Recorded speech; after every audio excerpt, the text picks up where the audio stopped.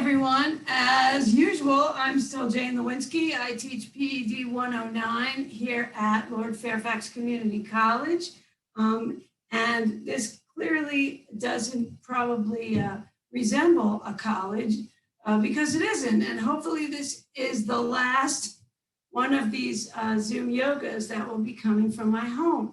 In the fall, God willing, and the creek don't rise, we will have still lots of online options, and I may still make these from time to time for online, but hopefully we'll be making them from inside of the school.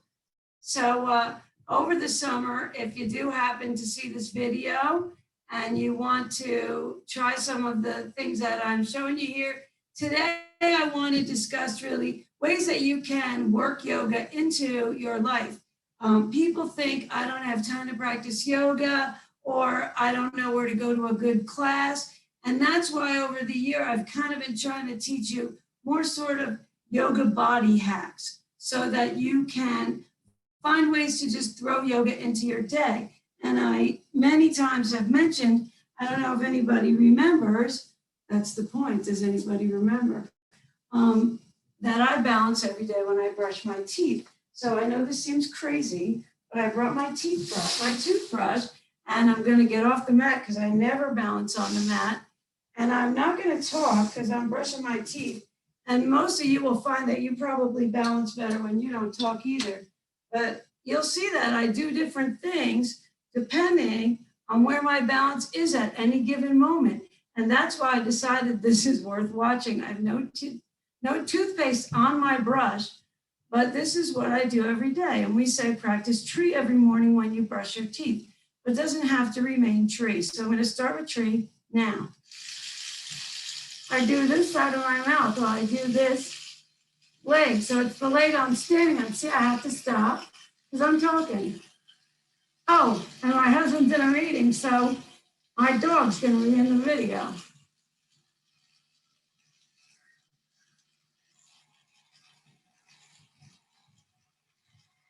And I do this every day. Some days it goes really well. Other days, I'm falling all over the place. When you first start practicing balance, stay near a wall so you can tap the wall, or just tap the floor when you start to lose your balance. Some days maybe your foot's here, it doesn't matter. The idea is that every day you're working on your balance. Every day is different.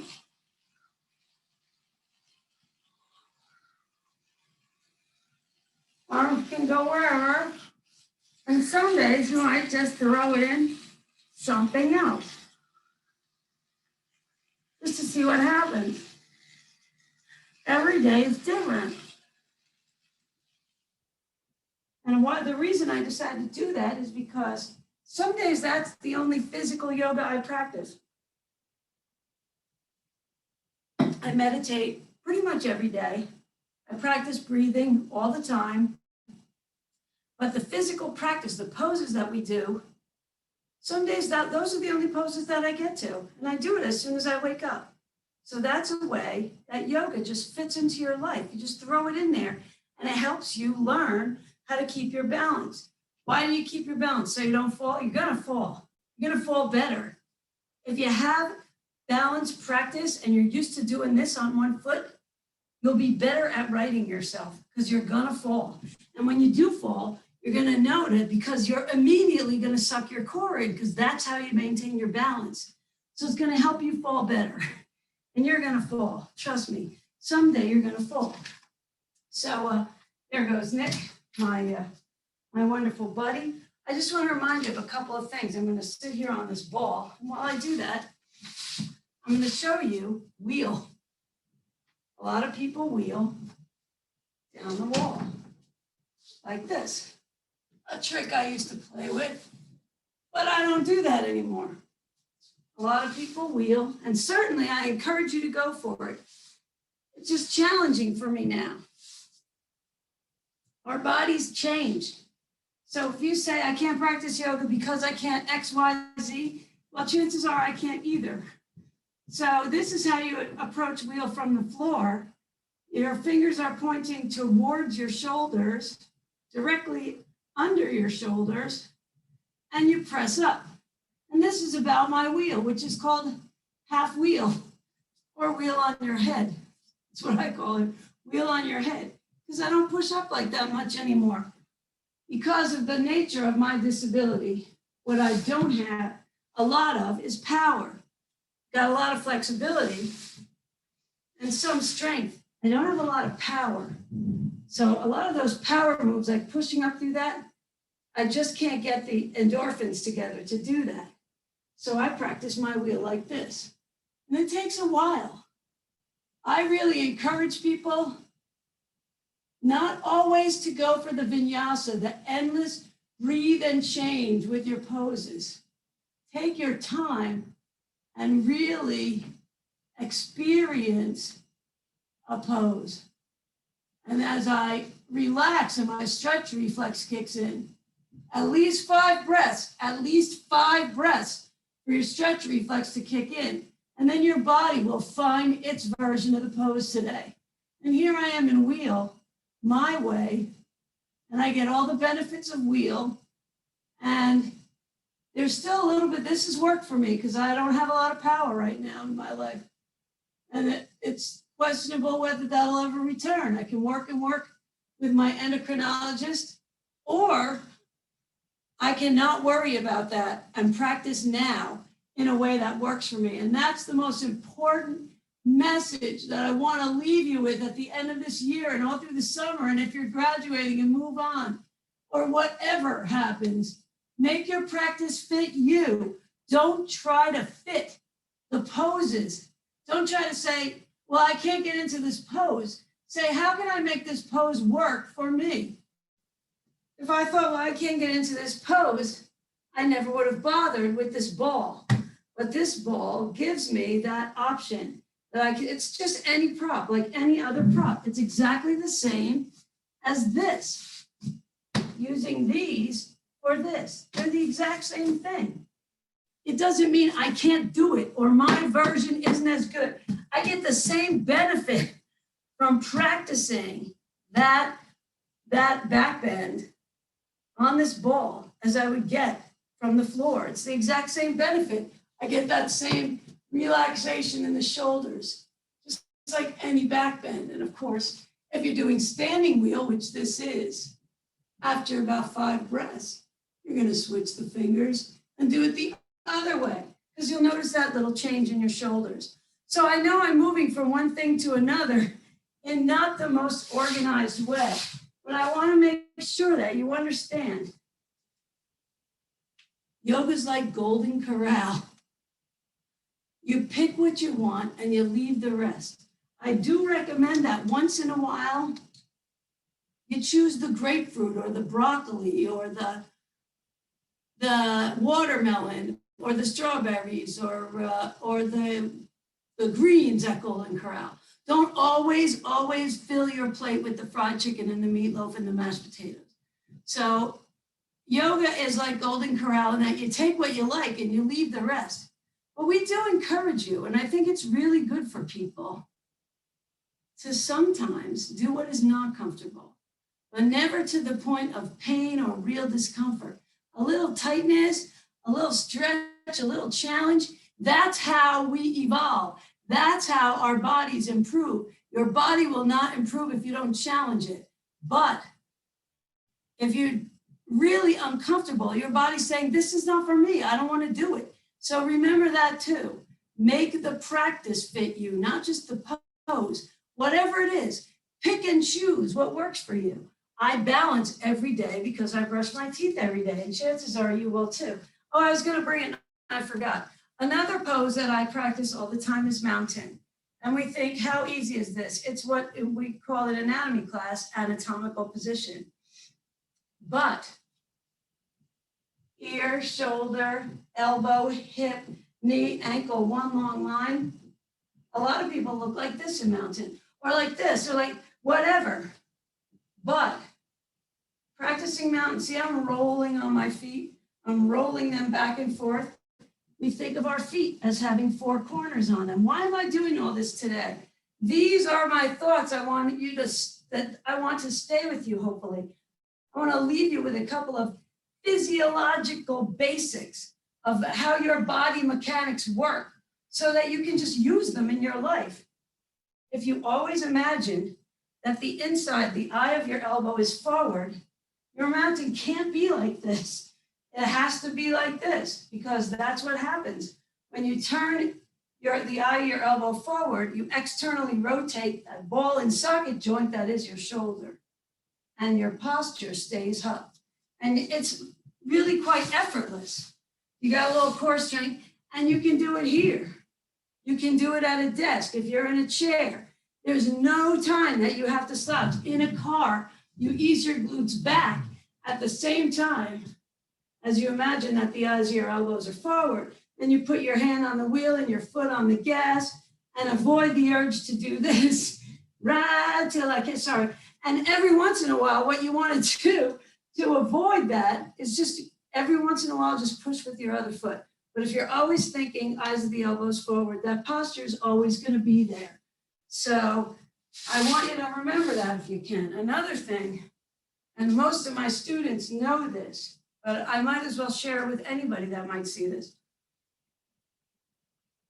In PED 109, we give you homework to practice every day for the rest of your life. And that homework is look in the mirror every day, right into your own eyes, and say, I love you with your name. So Chris would say, I love you, Chris. And I say, I love you, Jane. And whatever your name is, we want you to do that. Because believe it or not, even if you think you're pretty well adjusted, I was 52 the first time my instructor told me to do that. And I went home and did it, and I burst into tears. And I thought I was a pretty well-adjusted person. So it's easy, not as easy as you think, but it gets easier. And remarkably, you will treat yourself in more loving ways, believe me. So anyway, let's get down to a little business. A few little other things. I got to learn to make this font bigger. So we're just going to do a couple of empty coat sleeves. You don't have to have a block in your hand. I just know where I'm going, and I'm going to use a block. So we're going to loosen it up, roll it out a little bit. So really what we're doing here is we're talking about functional fitness with yoga. That's what we're doing. So you could be practicing squats. It's not even a yoga move. And of course, you always exhale on the effort, just like a yoga pose. Inhale on the expansion, exhale on the contraction, right? Keep the knees over the ankles. Don't let the shoulders come up. And afterwards, you're immediately going to find yourself wanting to use a forward bend because that's the opposing muscle group at work. So after you challenge the muscles, and here we are in chair. Yoga chair is basically a squat. Want to make it harder for yourself? Stick a block in here somewhere, and it becomes like an athletic activity. And you really feel those hams burning, working, whatever you want to call it. And you're hanging, and you're squeezing, and it's challenging. And when you're done, your body says, forward bend me, please. Because your body wants to extend the muscles that it just contracted. So of course we know there's all kinds of ways to forward bend. We can forward bend like this, like this. We can sit down. We can lay down on our backs and bring our feet closer to our head. But the chest always approaches the thigh. The head always approaches the foot. When that happens, you know you're in a forward bend. Press the heels down. Or if you're seated, press the heels forward as you push the glutes away. Here we are standing. We're pressing the heels down. You can even lift your toes to make sure the weight is in your feet. And we press the glutes towards the ceiling and we really stretch out. So say you want to get even more flexible. Say the day comes when you're so comfortable in a forward bend that it doesn't challenge you or stretch you as much. Check this out. Cross one leg over the other.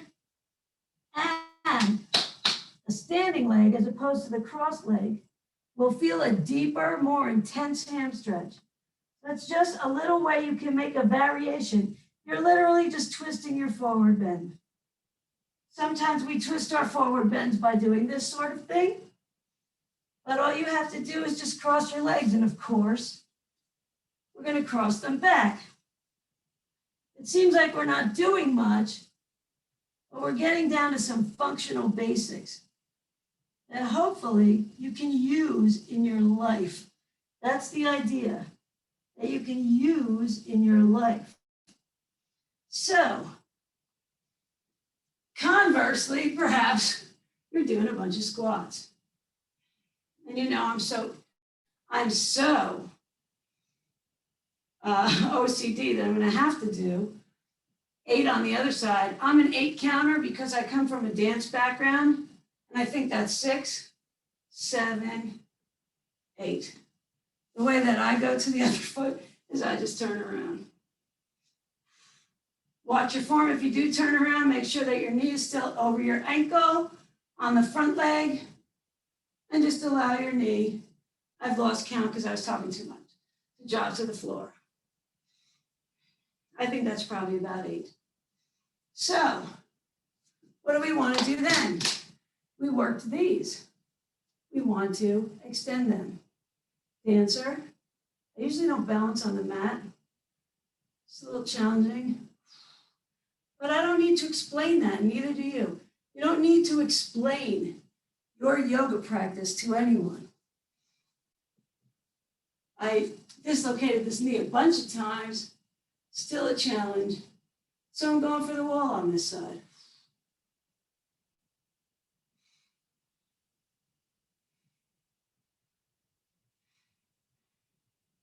Every day different, so you don't feel like standing up.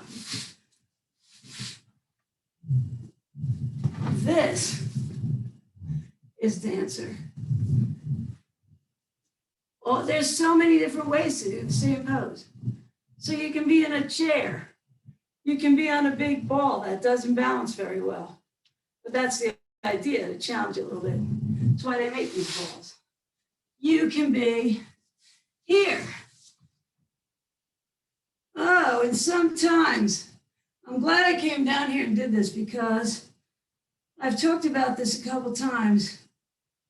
This, when you can't sleep, if your legs hurt, a little bit of leg yoga is totally where it's at, right in the bed, right in the bed. I'm going to flip over, do it the other way. So this is really all about the idea that I can't practice yoga because I don't have time. Has nothing to do with what yoga really is. You don't have to get into an hour or a 90-minute practice or even a 20-minute practice. You just throw it in where you need it. And of course, there's other versions like this. Hero, same thing. Hero, stretch the front of the quads, diamond, all these different things. They're all the same basic pose. So I really wanted to kind of remind everybody of that so they would know, just like eagle legs.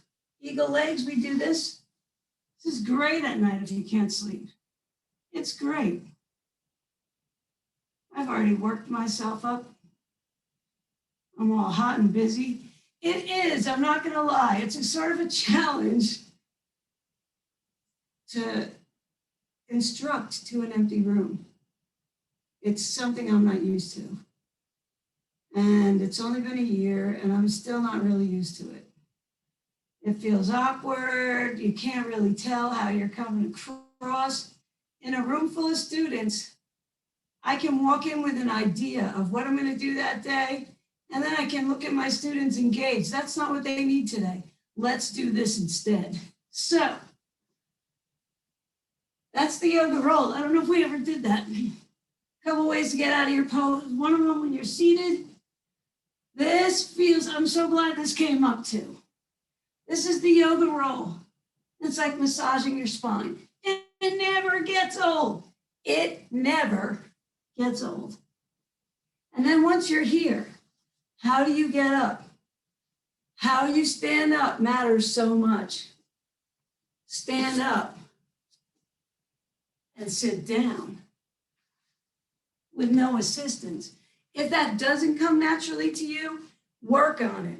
Work on it. It really matters. Another thing, I don't know if I have it in me because I'm working pretty hard. I've been getting up and down a lot. Put your socks on and your shoes without sitting down, and your underwear, everything, and your pants, everything. Try to put everything on without sitting down. Those things seem sort of intuitive, like who wouldn't do that? But without thinking,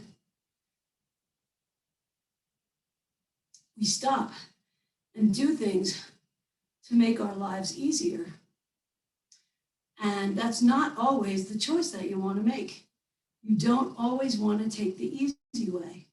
And when it comes to your body, maintaining flexibility, strength, endurance, the only way you're going to maintain or even increase those things, if you're looking to go deeper, is to work harder. So ways that you can work harder without actually even working out are to put your shoes and socks on without sitting down, to always stand up and sit down without using your hands. Those things are surprisingly important. And a lot of that I can't really explain unless it's pretty hard to explain unless you live it. And I don't want to take too much time explaining them. And I just realized when I looked at my list, I talked about mountain and I never said what it is I do every day with mountain. I have to use all these drops because of my surgery. I use ear drops and eye drops and nose drops, and all this saline goes in and cleans out all these holes. So when I'm in mountain, I'm able to tip my head back and stay there for about 10, 15, 20, 30 seconds. And if I make sure that it's only my head that I'm moving and I'm really maintaining pretty much a stable core that isn't moving, I can make sure that I just move my head a little bit to get those eye drops everywhere in the eye. So if you think about yourself in mountain and maintain that pose, and the only part of you that's moving is the head, you'll just automatically engage your core all the time. So I did want to point that out too. I don't remember if we ever got to it. Another quick thing I want to talk about. We'll come up here and we'll get into the pose properly. Exhale forward, step back with the left. I know this is not easy to follow. This is not the kind of class you really follow. Step back with one, step back with the other. Here we are in downward facing dog. You certainly could follow now if you want, but I'm not going to go into a vinyasa. Now, if we were practicing salutation of the sun, of course, from here I'd go into plank or any version of plank, chaturanga, down dog or up dog, back to down dog. I'd step forward, meet, come up, and come to prayer. But if I haven't, I'm not sure if I have, there's like a Reader's Digest version of Salutation of the Sun that is really only 2 poses. So you don't even have to get here. You just get yourself into downward facing dog, however you get there. And then you inhale to up dog, exhale down dog. And it doesn't have to be up dog, it can be cobra, right? We can inhale, lay our thighs on the mat. What you're doing here is you're extending and contracting all the major muscle groups in your body in 2 moves. You can up dog it and down dog it. And of course, you're going to do this with your breath.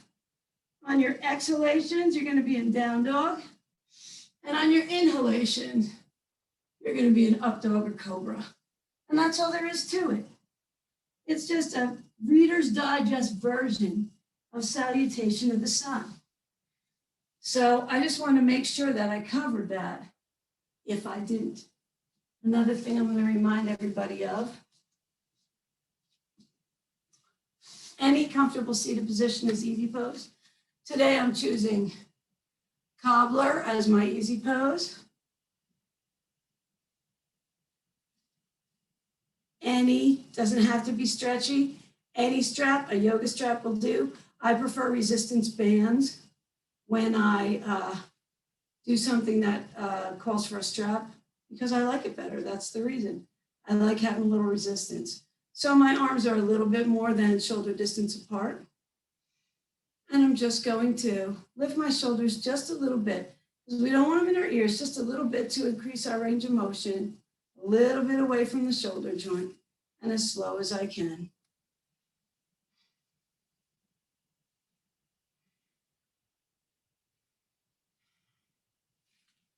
Up I go. When I get to about here, I'm not bending my elbows.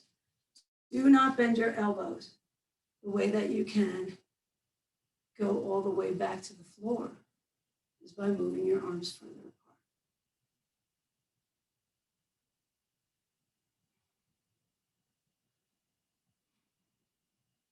I know a lot of this seems excruciatingly slow, ridiculously long, but that's the idea.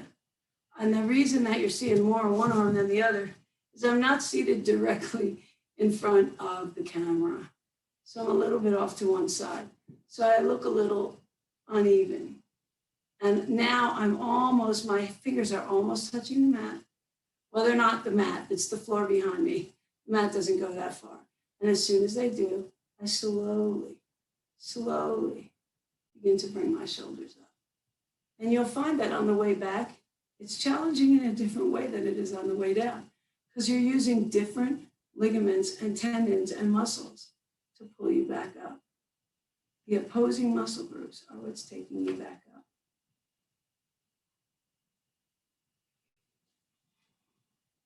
Just in the glutes a little bit to make sure that, because glutes are the roots, and we make sure that they're always firmly, both of those bones are firmly planted on the mat. And we're just breathing and relaxing. And this really, really will keep your shoulders flexible for your entire life. I consider myself something of a flexibility expert, and this, aside from water activities, aquatics are great, but as far as a land activity, unless you're swinging from a pole or hanging upside down, this is the single best thing that I've ever experienced. The best seated or floor move. Unless you're aerial or acrobatic, there's no better way to stretch your shoulders than this. No better way. I'm actually rushing a little bit because really you want to do this as slow as you can stand it, twice. So it takes probably 2 or 3 minutes to do that as slow as you can stand it. But you'll notice there's already places, no matter how old you are, there's places where it's challenging. And those are the places where your range of motion is already compromised. So what are you going to do? You're going to do this to help improve it. And in a couple of weeks, you will go to reach something out of a cabinet. And you'll be able to reach it. Something you couldn't reach before. You'll reach for something that used to be challenging, and it'll be easier if you do this every day for 3 weeks. I put that up to my students every semester, and not a single one has ever come back and said, oh, that shoulder thing didn't work. Because it does. It increases your flexibility dramatically. And that's why I want to make sure that I remember to include it today. As soon as you're done, you have an overwhelming urge to stretch your arms. So we take, it doesn't matter which one arm goes under the other. And then the bottom arm, you bring the hand towards your face. And then the top arm, you look for the other hand. Everybody's going to be different here. What you don't want to do is this, let your shoulders relax. And wherever you are, if your hands twist up like mine do, these are eagle hands. We do eagle legs when we lay down. We do full eagle is a standing balance. But this really, what does it do? It stretches the opposing muscle group. After you challenge a muscle group, that's the time to give it a nice, long, don't rush, don't come out of it too soon. Relax and really, really, really, really, really groove on the stretch, kind of a stretch. That's the kind you want to do after you challenge a muscle group. So guess what? Whichever arm you have on top, I usually look down because I forget. Look down, inhale, open them up, put the other arm on top. Approach the face with the bottom arm. I almost guarantee it's going to look and feel different on the other side because both sides of our body are different. We are not perfectly symmetrical by any stretch of the imagination. And if you've had any kind of injury or, like any kind of surgery or anything to one side of the body, you probably notice even more so that both sides of your body just don't bear the weight the same. A lot of people tend to lean their weight onto one glute more than the other when they sit, onto one foot more than the other when they stand. You'll see people all the time. If you like, go ahead and bring them behind you and open the chest back up. You'll see people all the time. You don't have to join me. We're going to dolphin next. But that also stand like this. They put their weight on one leg instead of the other. And that's relaxing and cool. Just be aware while you're doing that and shift to the other leg if you want. Just try to remember what you're doing with your body while you're just hanging out in any given day.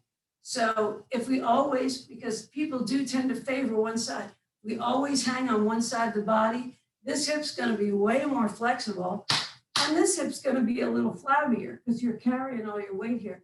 You're doing the work here, and this hip is the one that's moving. So they're just little things that you can remember. And of course, when you come down with no hands. And what we're going to do now is we're going to try to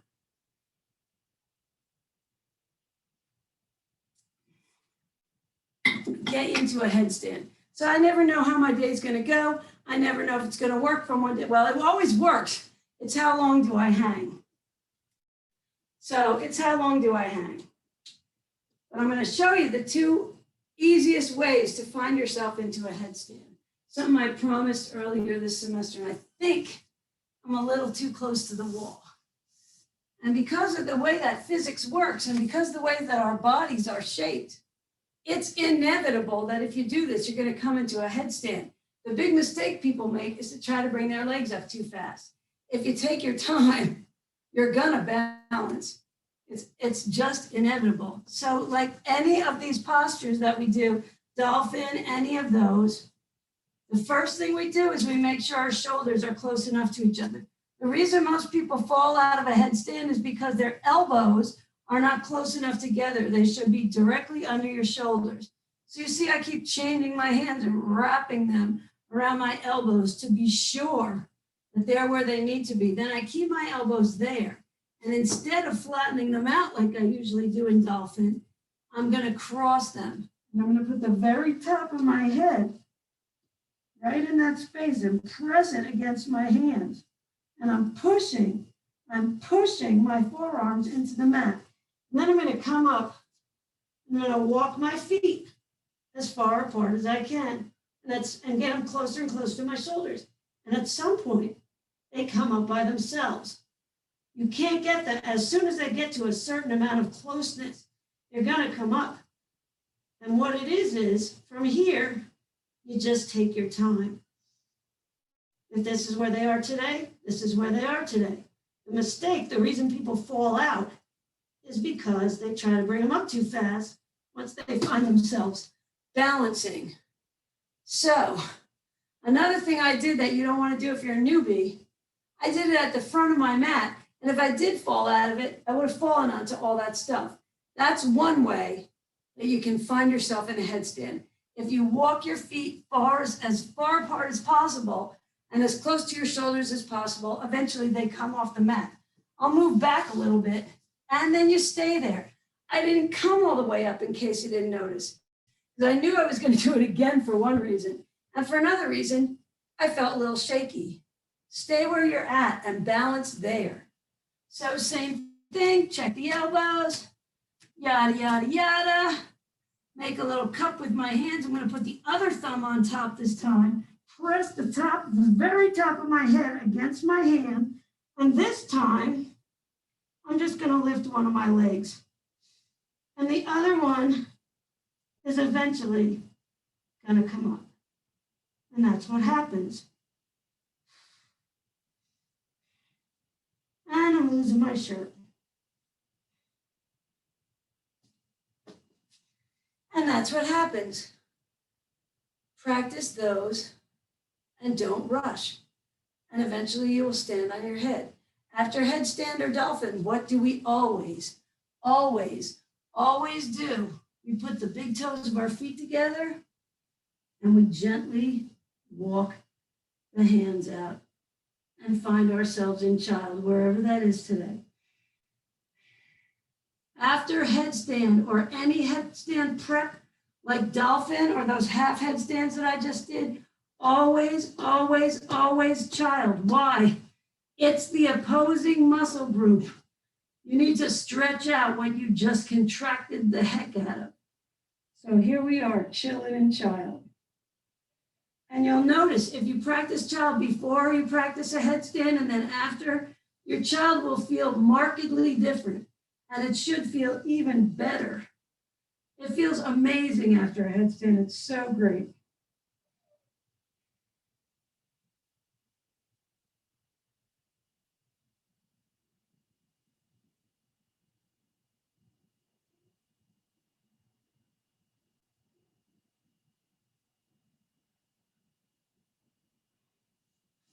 When you're ready, if you're with me, come on out.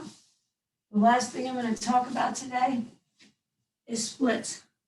A lot of people have talked to me about splits. How do I get myself into a split?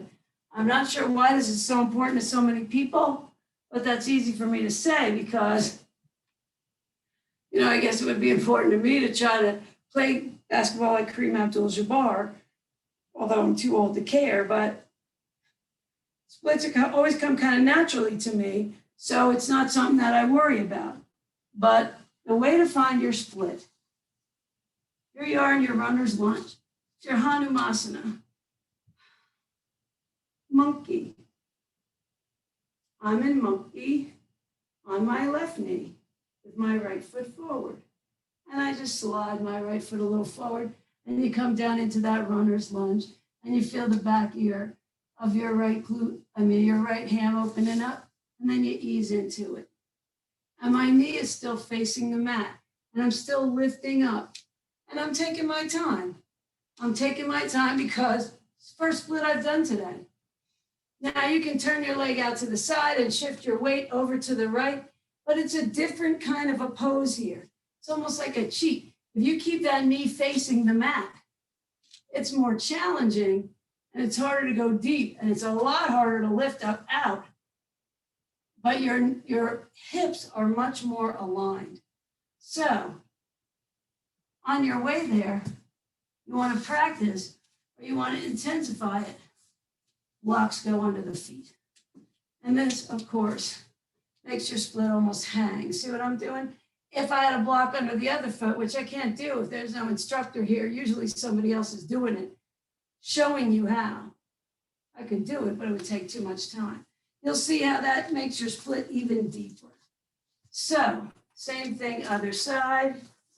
We're on the knee, and you don't have to get into it this way. I just have a lot of students that ask me, how can I practice my split? Practice your split with the back knee on the mat. Practice your split with the back knee on the mat. And stop where you have to stop. If this is too deep, pardon me, use a block to stop yourself.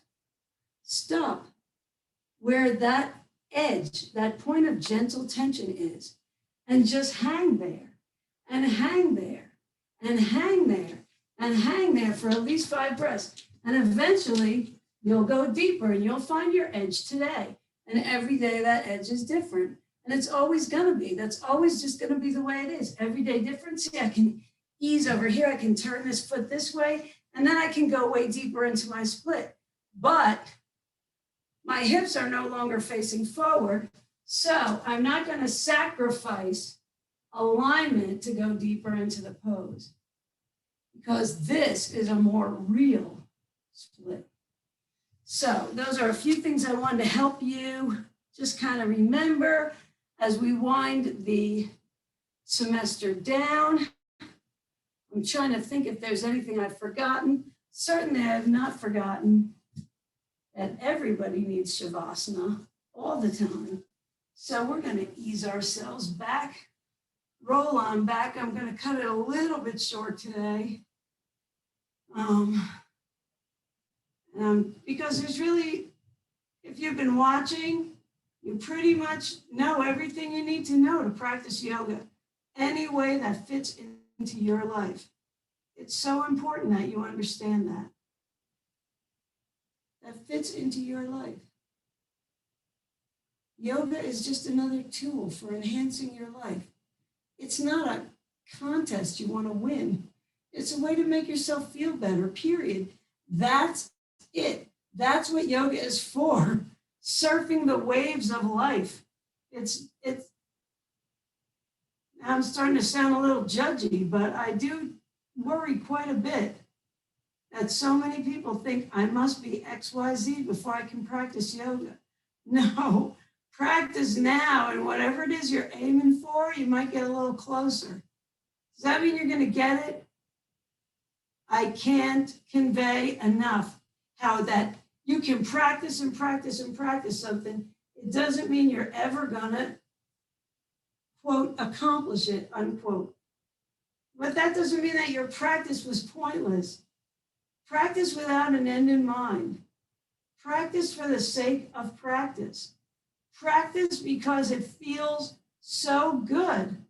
Don't worry about how you look or what other people think or what a pose is supposed to look like, or, oh my gosh, why can't I get into XYZ pose? That's so much not what yoga is for. Yoga is for, ouch, my hip hurts. Hey, if I do this, it feels better. That's what yoga is for. And there's something about the intense focus on these poses that allows us to quiet the mind. If you're already in corpse, just hang there. Otherwise, whenever you're ready, yogi's choice, any pose you feel like you need to do, to feel like you're where you want to be, get yourself there. Otherwise, take that nice long pencil stretch, make that big snow angel, and find yourself in your perfect corpse pose. The other thing that we practice yoga for, as I started to mention, is how it quiets the mind, how it never fails. I started this video one way, and now I'm another way.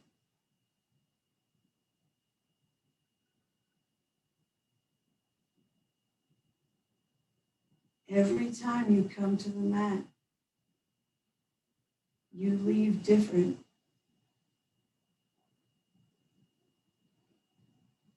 But remember, stay in corpse if you're there. Remember, to practice yoga, you never have to come to a mat. A nice, long practice inevitably leaves you changed. But a few little hacks here and there, a few little body hacks, also leave you changed so you can continue with your day.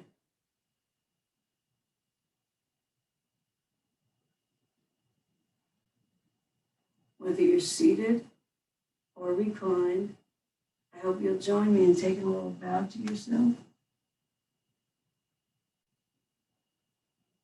And thank yourself for taking this time to be so kind and loving to your beautiful bodies, your brilliant minds, your loving hearts, and your radiant spirits.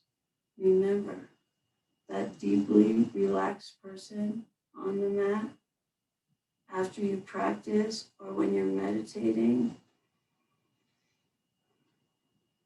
or while you're noticing your breathing and practicing your breathing exercises, that deeply relaxed person is the real you. No matter where you go, who you're with, what you're doing, or what is happening to you, you can always return here to the peace that lives in you. As always, we say namaste. I honor the light in you that is the same as the light in me. And I thank you so much for practicing with me today. Om Shanti, Shanti, Shanti. That means peace, peace, peace to all the world.